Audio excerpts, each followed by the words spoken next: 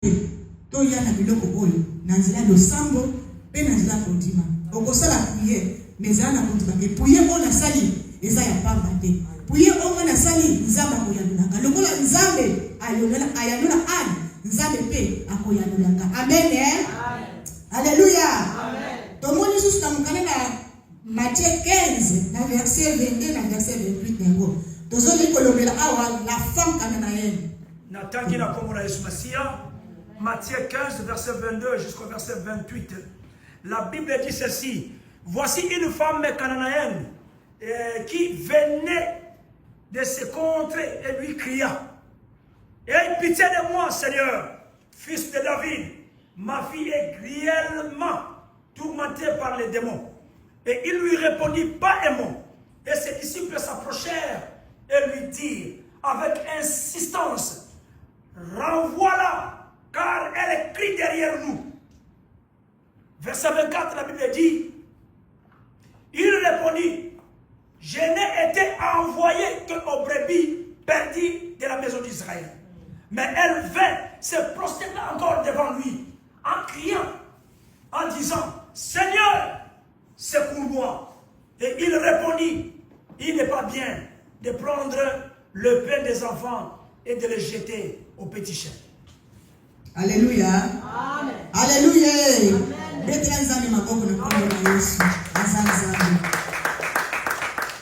Awa na lisolo oyo ya mwasi Cananéen oyo na tirer leçon. Bien aimé. Tant que les la nzambe. Je peux ajouter dans le verset 27, je m'excuse. Verset 27 au verset 28, on a bien dit. Oui Seigneur, dit-elle cette femme-là, la Cananéenne. Mais le petit chien mange le miette qui tombe de la table de leur maître. Alors Jésus lui répondit, femme, ta foi est grande. Qu'il te soit fait comme tu as fait, comme tu veux. Et à l'heure même, sa fille fut guérie. Amen. Amen. Alléluia. Yisolo oyo, mwasi oyo, azalaki mama lokola ngana yo. Azalaki na ba problème oyo banda kotumbisa ye. Azalaki mwana na ye azalaki malade. Mwana na ye abela, mais mwasi oyo mukolo oyo azwaki pe mokano. Mokano oyo azwaki azalaki ya kokuta na Yesu Masia. Aye epa ya Yesu Masia. Ba ye ko libalobi aso ko déranger biso. Leso ni tokotike a bien aimé, tant mususu osambelaka. Ozo na situation oyo ezali ko déranger yo. Ozo luka nzambe. Mais nzinga na yo ozo na bato bazali ko décourager yo. Nzinga na yo ozo na bato bazali ko empêcher yo. Balingi te nzambe acha yo miso. Nzambe ayanula yo te. Mais mwasi oyo malgré mwasi oyo persévéraki. Ezati kata bayebiseki te atikaki non. Nazo senga na mamoko za na persévérance. Ata likambo na yo ewumeli. Ozozwa biyano te. Za na persévérance. Persévère. Mwasi oyo persévéraki. Ata bazozonga selo ba mituna ba réponse oyo zesepelisa yo te. Ndekonanga kolemba te. Kolemba te ti tangu nani yo zwi réponse na yo te. Jusqu'à ce que yo kozwa réponse. Ndena mama wana okotika nzela kolanda Yesu Masia. Nzela Yesu Masia eza facile te. Na kati na nzela Yesu Masia eza na ba obstacle mbele. Okuta na kana bantu bozosamba na bango bakubetso babako. Awa mwana mwasi oyo baye ko libani azochina biso makelele. Bazaki bantu moko bazaki elongo na Yesu Masia. Na kati na Yesu zosamba bisika nyonso eza na obstacle okuta nango. Yo ozoza na problème na yo. Ozoluka. Oyebike ngani na ye awa nazoluka libala. Ngani na ye anazoluka ndako. Mais na mutu mususu azali ko empêcher yo. Yo kanisi nini? Atazi ozo pesa. Ko pesa ye ke sala eloko te. Ba kombona yo te. Yeba ndeko nanga objectif na yo ezali. Objectif na yo ezali ke oyo ka ko bato azoloba na yo. Yo objectif na ezali ke nzambe ayanola yo ozwa ndako. Nzambe ayanola yo obikisama. Nzambe ayanola yo po ozwa kimia oyo ozali koluka. Mwana mwasi oyo la femme Cananéen ayika kimpiko. A persévérer jusqu'à ce que Yesu Masia dise que non. Biloko bapesa na bana bapesa na bamboate tant mususu ba considérer yo te ndeko ozo ke bisika batazo considérer yo te bazo mona yo eloko te na nyoso yo zo sa bazo ndimate mais ye ndaye bisalo ndeko naka identité na yo esengelo ye ba yango oyo ba ke naza mwana nzambe mwasi oyo ke poste na ye yango etushaki Yesu Masia alobi nini Ata ba baliaka pe ko ya kana se. Bien aimé. Bana nzambe suka nzambe apambola na bango. Tango Yesu ayoki mo wana yango etushaki motema na ye. Alobi kondima na yo ebikisa yo. Bien aimé. Zalaka na ba parole oyo ezokutoucher nzambe. Lombaka pona yo moko. Yeba ko prophétiser. Ata bisika bakalobi loki yo kozwa te.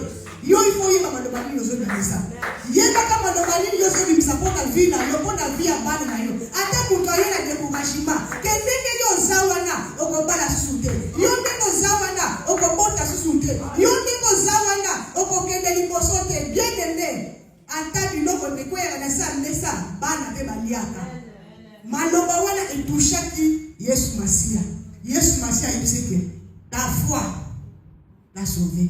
Mwana na yo abikisa na instant même kondima ko etushaka nzambe. Maloba nini yo bimisa tangi yo sambelaka. Tangi yo lelaka nzambe. Maloba nini oyo bimisaka. Zama prophète a vie na yo. Na kaya situation banda koloba nzambe na situation na kako na yebi ke yondo za nzambe naka. Yondo kelanga. Yonde banda koloba nzambe na kokisaka maloba na ye. Nzambe soko zo rappeler oye mo maloba. Il est juste et fidèle à kokisaka yango. Il est juste et fidèle à kokisaka. Moi si oya zongi akena kilibanda te. Oh Yesu Masi ayebisaki. Yango yete azongisaki. Alobi ata ba mbwa oyo koya kana se. Bana baliaka. Yesu alobi ayoki kondima na ye touché. Bien aimé. Yeba kama loba na nzambe. Tanga kama loba na nzambe. Kozela kama ndimi semble te. Oyebi te loko ni balobi. Tanga bazote ya yozo aka Biblia no yeba kotanga. Tanga yozo tanga maloba na nzambe kosa na connaissance. Pour mon d'accord avec vos salotés. Les gens qui ont la cause à travers la parole. Pourquoi? Aïe, le côté. Attends, ma maman, on zambé. Azad distrait. Bakoya, on y a A, yandimi. Baye, c'est B, andimi. Mais aïe, il contenir ma loba. Oh, azo du matin. Alléluia. Kondimanayo, et pour ça, la kenzambe ayamanayo. Kondimanayo, et pour ça, la kenzambe apesayo, oyo zoloka. Moi, si oyo azaki na persévérance. Moi, si oyo azaki na kondima. Yango ezalaki ke e atige kon miso ya Yesu e comme epai na ye. Yesu Masia apesa abikisa mwana ye. Bien que maintenant Yesu Masia kolanda nzambe za facilité. Kozala mosali na nzambe, kozala servante ya nzambe za facilité. Ezo senga na biso persévérance. Ezo senga na biso vie de prière. Ezo senga na biso kondima. Soki ozo na kondima, ozo na persévérance, ozo na foi. Nzambe okuta nayo. Alléluia. Amen. Lelo c'est la journée à prier. Toye apona kobondi apona bana biso. Toye kobondi apona bana biso pona ba vie na biso moko. La femme sage bâtit sa maison. Elle est censée la renverse par sa propre main. Biso ba auto zali basi auto zali sage. Toye kolela nzambe lelo. Totiki banda kuna biso. Toye tikati na esika pona kolela nzambe. Totali ba situation na biso. Totali likolo totali na se. Totali na gauche totali na droite. Tout le monde qui est solution pour ce que vous avez. Mutu musu qui a conseillé la biso, mutu musu qui a compris la biso, ezali kaka Yesu Masia, ezali kaka Nzambe. Yangoya toye kati na esika poto lukelumi na Nzambe. Amen. Alléluia. Amen. Nzamba zamala. Bien aimé. Tokotanga na mukane na Nick. Bible so bana biso nini kuna. Luc 23. Luc 23 dans le verset 25. Je descends jusqu'au verset 29. Verset 28, c'est tellement très important, bien aimé. Alléluia. La Bible dit ceci. Il relâcha celui qui avait été mis en prison pour séduction et pour meurtre, et qu'il réclamait et il livra Jésus à leur volonté. Comme il les a menés, et ils prirent un certain Simon de Cyrène qui revenait de champ, et ils le chargèrent de la croix pour qu'il emporte derrière Jésus. Et il était suivi d'une grande multitude de gens, du peuple et des femmes qui se frappaient la poitrine et se lamentaient sur lui. Verset 28, Jésus se tourna vers elle, donc vers les femmes qui tapaient la poitrine qui était derrière lui. Dit, filles de Jérusalem, ne pleurez pas sur moi, mais pleurez sur vous et sur vos enfants. Amen. Amen. Alléluia. Amen. Passage oyo ntango nyonso na tanga yango efortifiaka nga epesaka nga makasi ezali recommandation Yesu Masiya apesa biso yango papa. Tango Yesu Masiya azokende nekulusu bazali kokende kobaka ye bazolela bazolela Yesu Yesu abaluka bapapa bazali place wana mais adressaki ba parole pa papa te bien adressaki malobe pa ya ba maman alobi na bango ni fille ne pleurez pas pour moi mais pleurez pour vous et vos enfants. Alléluia. Ayebi ke mama amemaka mikumba. Ayebi ke mama ata ezangi akoluka ko bana ibalia. Mama azalaka motema mondele. Mama asipokaka. Mama asungaka. Yango Yesu Masiya ayebaki pourquoi apesaki recommandation wana. Bible le wana biso nani éduquer une femme c'est éduquer toute une nation. Tant bazali ko adresser na biso pa maman bazali ko adresser na nation mobimba à travers biso message elekaka.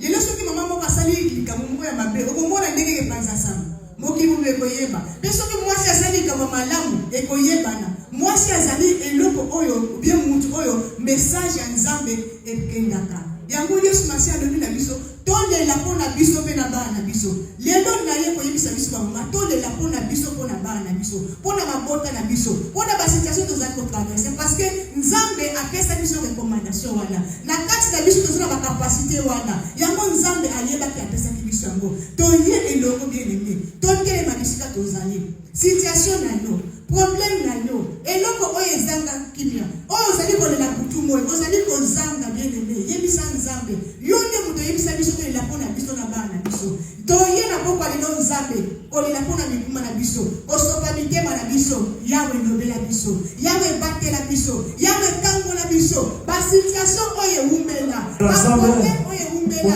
yawe ndobela biso yawe sunga biso yawe fungula biso yawe bibisa biso tomona loboko na yo to contempler grandeur na yo maloba na yo ebimaka pamba te bien aimé bata koyebisa Nzambe yawe biso toye na pokwa lelo topesi yo merci pour te yo zamala merci pour na maloba na yo Nzambe maloba na yo ebimaka pamba te Nzambe